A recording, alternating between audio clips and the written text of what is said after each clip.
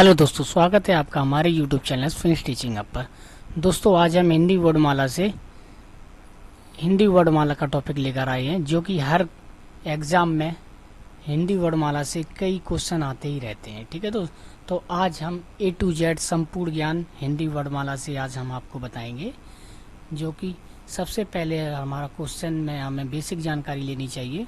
तो हिंदी वर्णमाला को हम बताते हैं। हिंदी वर्णमाला का जो अर्थ है, वर्णों का समूह को ही हिंदी वर्णमाला कहते हैं। तो अगर बात करें तो हिंदी वर्णमाला में 52 वर्ड होते हैं। ठीक है दोस्त, अगर क्वेश्चन में अगर पूछे हिंदी वर्णमाला में कितने वर्ड होते हैं, तो हिंदी वर्णमाला में 52 वर्ड होते हैं। और हिंदी वर्णमाला को दो भागों में बांटा गया है, नंबर 1 स्वर और नंबर 2 व्यंजन। तो स्वर को हम इंग्लिश में वोवेल्स कहते हैं और व्यंजन को हम कॉन्सोनेंट कहते हैं। तो हम देखते हैं स्वर। तो स्वर की जो व्याख्या है वो इस प्रकार है दोस्त, जिन वर्णों का उच्चारण बिना किसी अवरोध के तथा बिना दूसरे वर्ण की सहायता से होता है उन्हें स्वर कहते हैं। ठीक है दोस्त, तो स्वरों की जो संख्या है वो 11 होती है। स्वर की संख्या 11 होती है। तो स्वर जो है हमारे आ से लेकर री तक हैं। ठीक है दोस्त, आ ई उ ए उ औ और री। तो दोस्त, स्वर को हमने 3 भागों में बांटा है। वैसे तो दोस्त अगर क्वेश्चन में आता है तो स्वर को ज़्यादातर हम 2 ही भागों में लगाते हैं, एक हर्ष स्वर और दूसरा दीर्घ स्वर। प्लुप्त स्वर को हम बहुत कम ही बताते हैं, ठीक है, एग्जामों में। तो हर्ष स्वर जो होता है वो छोटी मात्राएं जिसकी होती हैं वो हर्ष स्वर कहलाता है, जैसे आ ई उ ऋषि। ठीक है दोस्त, दीर्घ स्वर की बात करें तो जैसे मैं बोलने में जैसे कि ज़्यादा तेज ताकत लगानी पड़, जैसे आ ई उ री ए ओ। ठीक है दोस्त, तो ये हमारे हो जाते हैं ह्रस्व स्वर हो जाते हैं 4 और ये हो जाते हैं हमारे 7। दीर्घ स्वर हो जाते हैं हमारे 7। अगर क्वेश्चन में आ जाए कि दीर्घ स्वर की संख्या कितनी होती है, तो जैसे ये जोड़ लो 1 2 3 4 5 6 7। ठीक है दोस्त, तो दीर्घ स्वर की जो संख्या है वो 7 है और ह्रस्व स्वर की संख्या है वो 4 है। ठीक है दोस्त, तो हम आगे देखते हैं आगे क्या है। व्यंजन की व्याख्या है, स्वरों की सहायता से बोले जाने वाले व्यंजन कहलाते हैं। स्वरों की सहायता से बोले जाने वाले व्यंजन कहलाते हैं। ठीक है दोस्त, तो व्यंजन की संख्या होती है 33। उच्चारण के आधार पर व्यंजन को 5 भागों में बांटा है, कंठ व्यंजन, तालव्य व्यंजन, मूर्धन्य व्यंजन, दंत व्यंजन और ओष्ठ व्यंजन।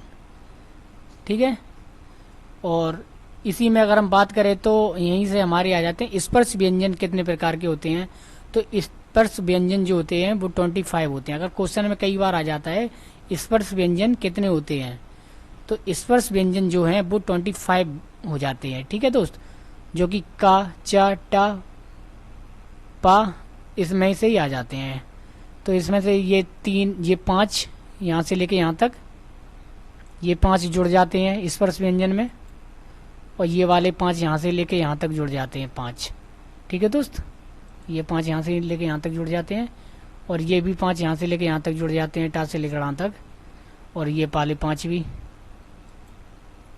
टा से लेके ना तक, ता से लेके ना तक ये, और ये वाले पा से लेके माँ तक। तो ये हमारे स्पर्श व्यंजन हो जाते हैं। ठीक है दोस्त, इतने हमारे ये स्पर्श व्यंजन हो जाते हैं। ये 5 10, ये 5 15, ये 5 20 और ये 5 25।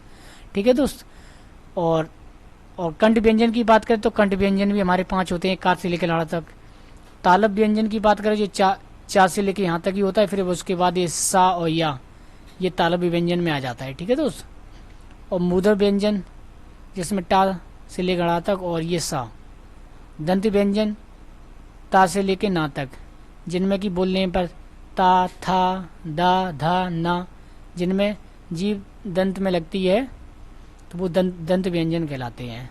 अब जैसे कि ओष्ठ व्यंजन जो है पा फा वा भा मा, तो ये जो ओष्ठ द्वारा बोले जाते हैं, ओष्ठ जैसे फा फा, तो ये सब ओष्ठ व्यंजन कहलाते हैं। ठीक है दोस्त, अब हम बात करते हैं अंतस्थ व्यंजन की संख्या कितनी होती है। तो अगर क्वेश्चन में आ जाए अंतस्थ व्यंजन की संख्या कितनी होती है, तो क्वेश्चन में जो आंसर लगाना है तो हमको लगाना है 4, जो कि या र ला वा। ठीक है दोस्त, या र ला वा, ये अंतस्थ व्यंजन की संख्या है। अगर क्वेश्चन में आ जाए उस व्यंजनों की संख्या कितनी है, तो उस व्यंजनों की भी संख्या हमारी 4 हो जाती है। जैसे सा हा, ठीक है, ये भी हमारे उस व्यंजन 4 हैं। ठीक है दोस्त, ये एग्जाम में कई बार क्वेश्चन आए हुए क्वेश्चन है, UP TET, UP super TET, इनमें ये कई बार आए हुए क्वेश्चन है। अगर बात करें तो संयुक्त व्यंजन की संख्या कितनी है, तो संयुक्त व्यंजन की भी संख्या 4 ही होती है।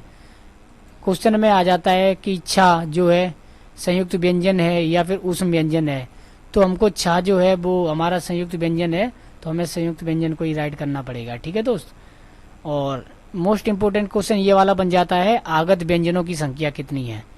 तो आगत व्यंजनों की जो संख्या होती है वो होती है 2, ज और फ, ये बिंदी वाले। ठीक है दोस्त, ये आगत व्यंजन कहलाते हैं। अब हम देखते हैं मोस्ट इम्पोर्टेंट पॉइंट। जैसे कि दोस्त अगर क्वेश्चन में अर्ध स्वर पूछ ले कि अर्ध स्वर कितने होते हैं, तो अर्ध स्वर में हमें 2 लगाने हैं, उसका आंसर लगाना है 2। और अगर पूछ ले कौन कौन से 2 होते हैं अर्ध स्वर, तो या और वा, ये दोनों अर्ध स्वर होते हैं, या और वा, ये दोनों अर्ध स्वर होते हैं। अगर हम अगले क्वेश्चन देखते हैं कि लुंठित या प्रकंपित व्यंजन कौन सा है, अगर क्वेश्चन में पूछ ले निम्न में से लुंठित या प्रकंपित व्यंजन कौन सा है, तो रा जो है रा, वो हमारा लुंठित या प्रकंपित व्यंजन कहलाता है। ठीक है दोस्त, अगर हम देखते हैं पार्श्व व्यंजन, पार्श्व व्यंजन जो है वो हमारा ला हो जाता है, ला जो है वो पार्श्व व्यंजन है। ठीक है दोस्त, ये सब मोस्ट इम्पोर्टेंट पॉइंट हैं दोस्त, तो हमें इन सभी को लिख लेना है कॉपी पर, जो कि अगर एग्जाम देते समय हमें इसको रिवाइज कर लेना है। ठीक है दोस्त, अगर हमारा क्वेश्चन में पूछे नासिक व्यंजन, निम्न में से नासिक व्यंजन कौन से हैं, तो नासिक व्यंजनों की संख्या कितनी होती है, तो नासिक व्यंजन की संख्या होती है 5। ठीक है, 5, ये हमारे नासिक व्यंजन है। अब हमारा अगला स्वनियंत्री व्यंजन कौन से होते हैं, तो ये हमारा एक होता है हा। अब हम देखते हैं नोट, रा जो है वो लुंठित व्यंजन कहलाता है। ठीक है, रा जो है रा, वो लुंठित व्यंजन कहलाता है। ठीक है दोस्त, अब देखते हैं ला, ला पार्श्विक व्यंजन है। इसके उच्चारण में वायु जीभ के पास से निकलती है, जैसे बोले ला, तो उच्चारण जो जैसे हम बोलेंगे तो ये इसकी वायु जीभ के पास से निकलती है, तो ये पार्श्विक व्यंजन कहलाता है। ठीक है, तो ला जो है पार्श्विक व्यंजन कहलाता है। हम अगला देखते हैं वर्ड की परिभाषा।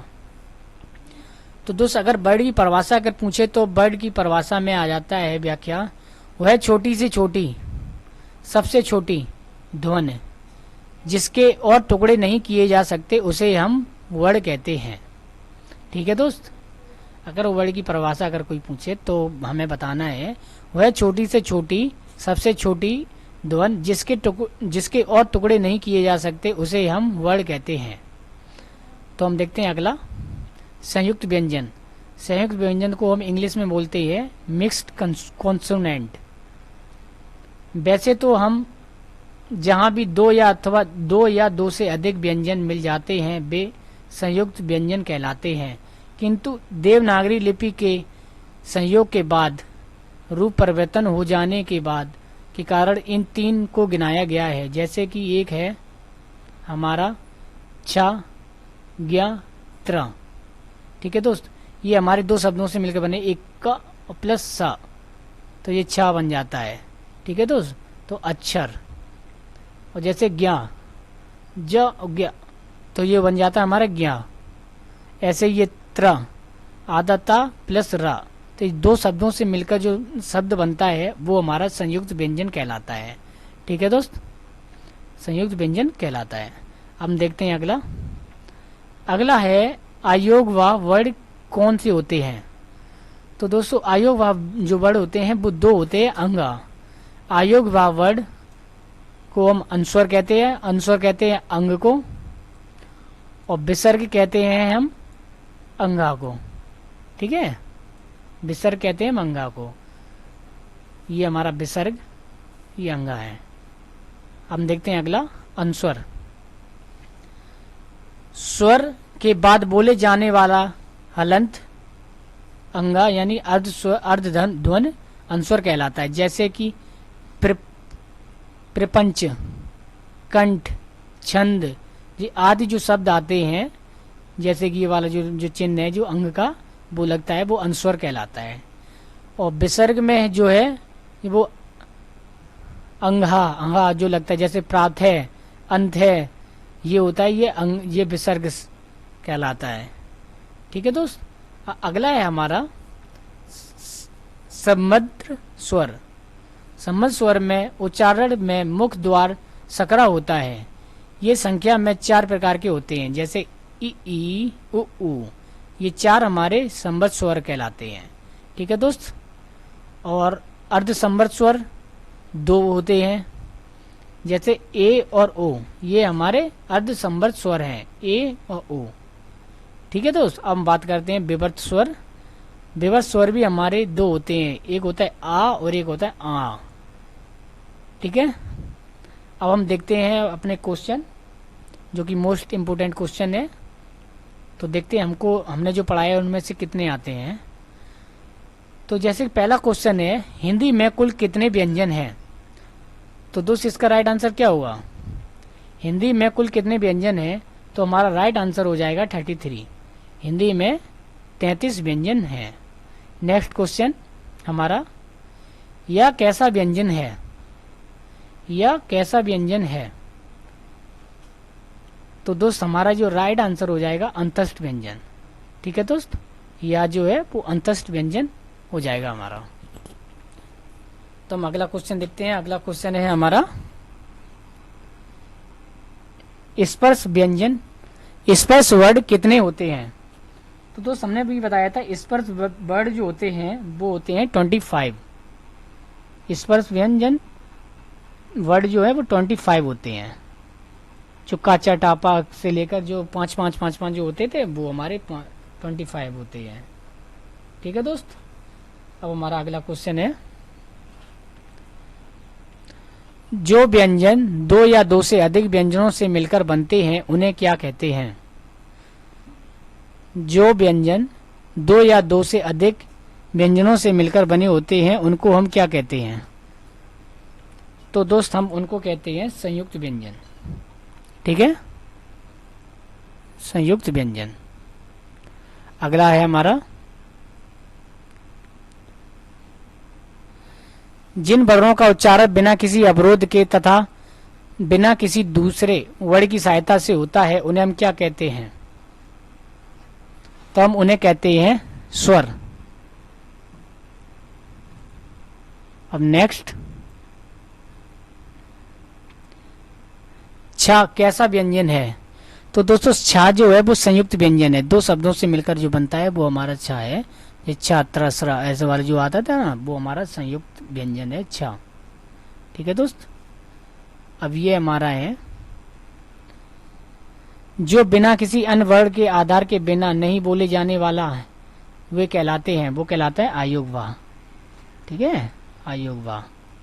हमारा अगला क्वेश्चन, उस वर्ण कितने होते हैं। तो उस वर्ण होते हैं हमारे 4। ठीक है दोस्त, उस वर्ण होते हैं 4।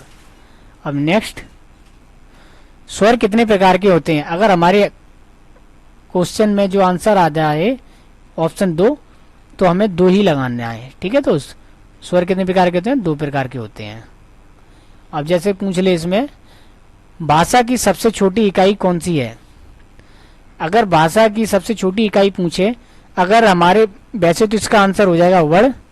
अगर उस क्वेश्चन में ऑप्शन में अगर ध्वन आ जाए, ध्वन, तो हमें ध्वन लगाना है। भाषा की सबसे छोटी इकाई ध्वन। तो तो दोस्तों अगर हमारी वीडियो ये कंप्लीट हुई, अगर हमारी वीडियो अच्छी लगी हो तो लाइक एंड सब्सक्राइब कीजिएगा। ठीक है दोस्त, जय हिंद, वंदे मातरम।